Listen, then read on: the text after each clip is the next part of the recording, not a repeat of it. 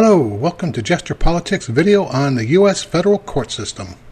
With the seemingly endless number of court cases being filed against the Trump administration, we at Jester Politics thought it'd be a good idea to maybe flesh out what the court system or how the court system is set up and how it works. So here goes. Article 3, Section 1 of the Constitution establishes the Supreme Court, and Section 2 of that establishes their jurisdiction. As a side note, there's nowhere in the Constitution that states that the Supreme Court is the sole interpreter of the Constitution. Nope, the Supreme Court claimed that authority for themselves in the Marbury v. Madison, which they heard in 1803. However, Article 3, Section 1 and Article 1, Section 8 gives Congress the power to create all inferior courts and to establish their jurisdiction. Additionally, Congress has the authority to change the number of Supreme Court justices, and in fact, since 1789, it has bounced around from 5 to 10 until 1869 when it was finally settled at 9. Our current court system has been pretty much stable since 1891 when the Judicial Act of 1891 established district courts, which are the trial courts, and courts of appeal, or what we call the circuit courts today. Think of this system as a pyramid with the Supreme Court on top and the district courts on the bottom with the circuit courts in between. Starting on the bottom of the pyramid with the district courts, there's 94 of them with 677 authorized judges. Every state has at least one district court, and many have substantially more. California has 4. In theory, a district court's jurisdiction or authority is limited to its jurisdictional area. However, there's 2 glaring exceptions to this. First are class action suits, which have jurisdiction nationwide as to all members of that class. And second, an advent of universal injunctions, which there's a strong argument are unconstitutional. Now, every federal case, whether it be civil or criminal, starts in the federal district court. If you have an adverse ruling that you just don't like, you can appeal it to the appropriate circuit court of appeals. There are 12 circuit courts of appeal with general jurisdiction, and each one has a jurisdictional area just like a district court, but obviously much larger. When these district courts hand down an opinion, whether it be on a constitutional or statutory issue, all courts within their jurisdictional boundaries are mandated to follow it. In other words, it's binding precedent. There is also a 13th Court of Appeal, the U.S. Court of Appeals for the Federal Circuit, which has jurisdiction nationwide, but only in specialized cases such as trade and patent law, etc. Every case appealed to a Circuit Court of Appeals is heard by a 3-judge panel, and there are no juries. And the court does not hear evidence. What it does is it decides on the record from the district court. Usually, these opinions turn on the interpretation of a statute or constitution. And like I said, once that case is decided, that becomes binding precedent on all district courts within the jurisdiction of that circuit court. In rare instances, the circuit court will grant what's called an en banc hearing. That's where all the judges assigned to that circuit convene as one body and hears the case again. Like the Supreme Court, the appellate courts, the circuit courts, when they hear a case, they decide it on a vote of the judges, whether it's a 3-judge panel or an en banc hearing, and the majority wins. Another thing I'd like to address here is what's called a circuit split. Now, a circuit split is when one circuit, say the 7th Circuit,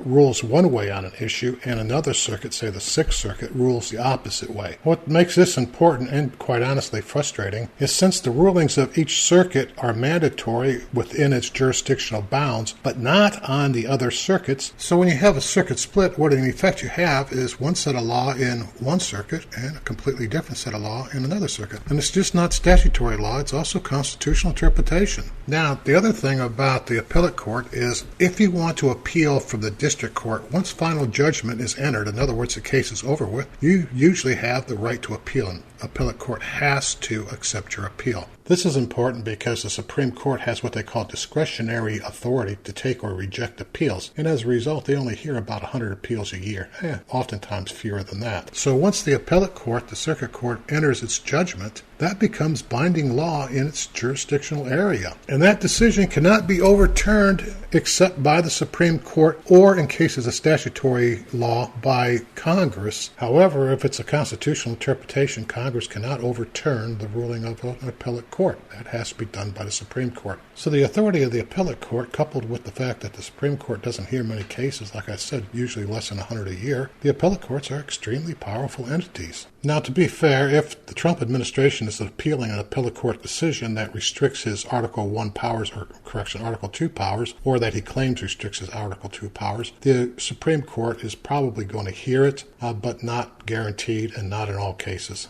Bottom line, the appellate courts are extremely powerful and, in my opinion, perhaps too powerful. Thanks for watching, and if you enjoyed the video or maybe just learned a little something, please hit the like button and subscribe. See you next time. Bye.